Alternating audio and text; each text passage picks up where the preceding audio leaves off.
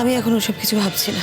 আমি কিন্তু সারাদিন এটাই ভাবি, যার জন্য এত কষ্ট করে ঘর সাজালাম সেই যদি একবার না দেখে তাহলে মনটা ভালো থাকে বলো? আমি যাব, তোমার চিকিৎসার জন্য যাব। হ্যাঁ, কিন্তু এই সুবাদে তোমার বাড়িতে তোমার পা পড়বে। তুমি ঠিক করো না কবে যাব।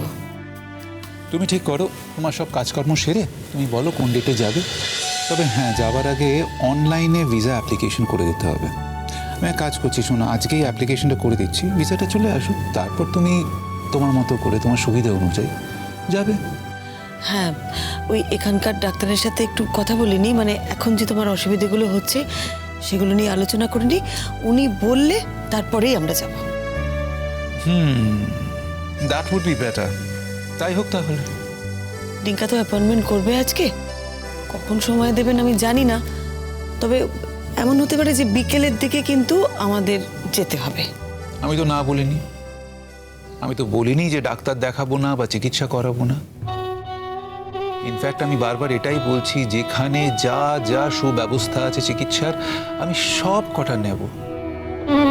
শ্রীময়ী, আমি বাঁচতে চাই, আর এখন তো বড্ড বেশি করে বাঁচতে চাই। এটা কেন তোমাকে বিশ্বাস করাতে পারছি না আমি?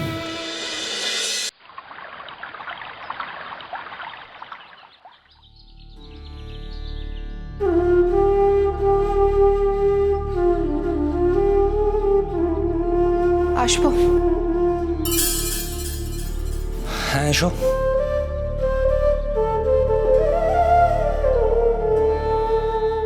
কালকে কাকু কাকিমা আটকে দিল জোর করে, আজকে আমি চলে যাচ্ছি। হ্যাঁ, তোমায় তো চলে যেতেই হবে, পাপার সাথে গিয়ে থাকতে হবে। তোমার পাপা তো আবার একা থাকতে পারেন না। ঠিক আছে, এসো। আমি হয়তো এখানে আর আসবো না। ও ও মানে আমি এখানে আর চেম্বার করব না, শুধু কলকাতাতেই চেম্বার করব। ন্যাচারালি এখানে আসার প্রয়োজন যখন ফুরিয়ে গেছে, তখন চেম্বারটাই বা এখানে করবে কেন? তোমার আমার সঙ্গে যোগাযোগটা ছিল বলেই তুমি এখানে চেম্বারটা খুলেছিলে। এখানকার মানুষদের দুর্গতির কথা ভেবে তুমি যদি চেম্বারটা খুলতে, তাহলে এত সহজে চলে যাবার কথাটা বলতে পারতে না। আমি তো এখানে চিরকাল থাকবো বলে আসিনি। হ্যাঁ, সে তো বটেই, সেটা নিয়ে আমার কোনো সংশয় নেই। বেশ, আমি চলে যাচ্ছি, তুমি এবার শান্তিতে থাকো। তুমি আমার শান্তির জন্য চলে যাচ্ছ বুঝি? কিন্তু তুমি এখানে থাকতে তো আমার শান্তির কোনো অভাব হয়নি। আমি তো ভাবতাম আমি এসে তোমাকে জ্বালাই। আমাকে জ্বালানো অতটা সহজ নয় দিঠি। অদ্ভুত ব্যাপার, আমার সঙ্গে তোমার সম্পর্ক, আর সেই সম্পর্কটা কেটে যাচ্ছে আমার মায়ের জন্য। না দিঠি, তোমার মায়ের জন্য নয়। যদি আমাদের সম্পর্কটা কোথাও নষ্ট হয়ে গিয়ে থাকে, সেটা তোমার মানসিকতার জন্য। আমার মানসিকতা আমার কাছে থাক ঐতিহ্য, তা বলে আমি যেটা মেনে নিতে পারি না সেটা আমি জোর করে মেনে নিতে পারবো না। তুমি যদি সত্যি আমায় ভালোবাসতে, তাহলে হয়তো আমার কথাটা শুনতে। ভালোবাসলেই সব কথা শোনা যায়? আমি তো তোমাকে ভালোবাসি, তুমি আমার সব কথা শোনো? আমি তোমাকে বলেছিলাম আমার মায়ের ব্যাপারে ইনভলভ না হতে, তুমি শুনেছো সেই কথাটা? আমি তো ইনভলভ হইনি। আমাকে একদিনের জন্য ইনভাইট করা হয়েছিল, তাই আমি গেছিলাম। তারপরে আমি কোনো যোগাযোগও করিনি, কোনো খোঁজ খবরও রাখিনি, কোনো ফোনও করিনি। তাহলে সেই মানুষটার জন্য তুমি আমার সাথে কেন সম্পর্ক নষ্ট করছো? দিঠি, প্রথম কথা, আমি তোমার সঙ্গে সম্পর্ক নষ্ট করিনি। আর দ্বিতীয় কথা, এই মানুষটা এখানে কোনো ফ্যাক্টর নয়। এখানে ফ্যাক্টরটা হচ্ছে একটা মতবাদ, একটা মতভেদ, যেটা তোমার সঙ্গে আমার দূরত্ব বাড়িয়ে দিচ্ছে। দিঠি, আমি একটাই কথা বলতে চাইছি, কোনো স্বার্থপর মেয়েকে আমি আমার জীবনসঙ্গী করতে পারবো না। তোমার কেন মনে হচ্ছে আমি স্বার্থপর?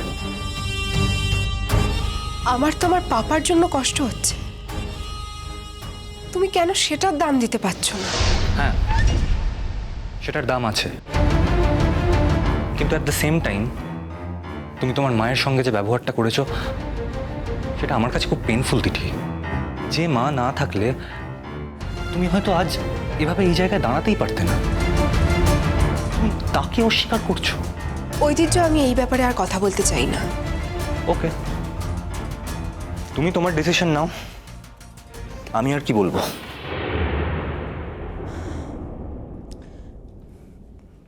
তোমার তো এর মধ্যেই পরীক্ষা। হ্যাঁ, কাল। তো কলকাতাতেই সিট পড়েছে তো? হ্যাঁ। একবার বললে না আমায় কোথায় সিট পড়েছে? তুমি তো জানতে চাওনি। বাহ, আমি জানতে চাইনি তাই তুমি আমাকে বলবে না কোথায় সিট পড়েছে? না, আমার মনে হলো তোমার কোনো আগ্রহ নেই, তাই তোমায় জানাইনি। আমার আগ্রহ নেই? আমি কিন্তু একদিন তোমাকে বইপত্র কিনে দিয়েছিলাম, কিনে। হ্যাঁ জানি, আমি অকৃতজ্ঞ নই, সেটা আমার মনে আছে। আর সেই জন্য যদি তোমাকে এটা জানানোটা ম্যান্ডেটরি হয়ে থাকে তাহলে আমার ভুল হয়েছে। I am sorry. তুমি আমার মুখে কথা বসাও কেন সব সময়? আমি তো তোমার মুখে কথা বসাইনি। এই তো তুমি এক্ষুনি নিজেই বললে যে তুমি আমাকে সব বইপত্র কিনে দিয়েছিলে। আর হ্যাঁ, সত্যিই তো, তুমি তো আমাকে এইদিকে উদ্বুদ্ধ করেছো। কিন্তু এখন আমি কি ভাবছি বলো তো, আমি তো গাড়িটা চালালেই পারতাম। কি দরকার ছিল এসবের? তুমি যখন আমার জীবনে থাকছো না তখন। আমি তোমার জীবনে থাকছি না নয়, তুমি আমাকে তোমার জীবন থেকে বার করে দিচ্ছ। তাই এতটা ক্ষমতা আমার? তুমি তো কথায় কথায় আমাকে বলো যে আমার মতো স্বার্থপর মেয়ের সাথে তুমি থাকবে না। দিদি, আমি আমার লিমিটেশনটা বুঝি। আমি কোনো স্বার্থপর মেয়ের সঙ্গে আমার জীবনটা কাটাতে পারবো না, এটা আগে থেকে বলে দেওয়াটা বেটার না? বিয়ের পর যখন প্রতিদিন এই জিনিসটা নিয়ে অশান্তি হবে তখন তুমি বলবে আগে থেকে বলনি কেন। তাই এখন বলে দিচ্ছি। তার মানে তো তুমি আমাকে স্বার্থপর হিসেবে স্ট্যাম্প করে দিয়েছো। হ্যাঁ, কোনো কোনো ক্ষেত্রে তুমি স্বার্থপর। ও আচ্ছা, তা তোমার কি মনে হয় আমি তোমার ক্ষেত্রে বা তোমার পরিবারের ক্ষেত্রে কোন বিষয়ে স্বার্থপরতা দেখিয়েছি?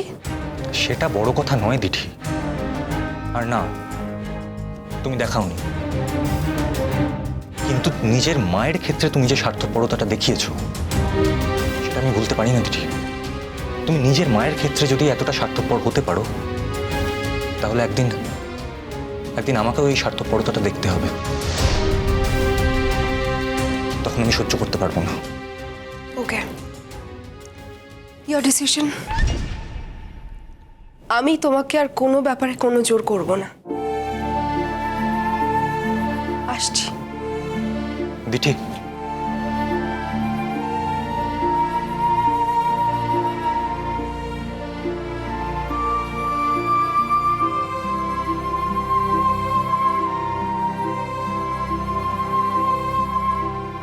এভাবে চলে যেতে পারবে? চলে তো আমাকে যেতেই হবে আজকে। তুমি তো আমায় আটকাওনি ঐতিহ্য। দিঠি, তোমাকে আটকানোর ক্ষমতা কি আমার আছে? আর কি দিয়েই বা আটকাবো? তুমি জানো তোমার ক্ষমতা আছে, তোমারই একমাত্র জোরটা আছে। জোরটা তুমি প্রয়োগ করছো না, সেটা তোমার ব্যাপার। না দিঠি, আমার সংকোচ হয়। সত্যি তো, আমি কি তোমার যোগ্য? আচ্ছা, এখন এই কথাগুলো বলছো? মাঝে মাঝে মনে হয় তোমার সাথে আর ঝগড়া করবো না।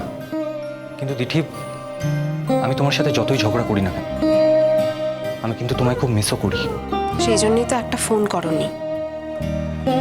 সে তো অভিমানে। সেই অভিমান তো তোমার একার কেনা, আমার তো নেই। সেটা আমি কখন বললাম? সেটা না হলে একবার অন্তত ফোন করতে। তুমিও তো আমায় ফোন করোনি। আমার বাড়িতে একটা ক্রাইসিস হয়েছিল ঐতিহ্য, সেক্ষেত্রে তোমারই ফোনটা করা উচিত ছিল। দিঠি, আমার মনে হয়েছিল তোমার বাবার খবর নেওয়ারও অধিকারটা আমার আছে। কিন্তু সেদিন রাত্রে তুমি যখন তোমার বাড়িতে যেতে আমায় বারণ করলে তখন আমারও অভিমান হয়েছিল।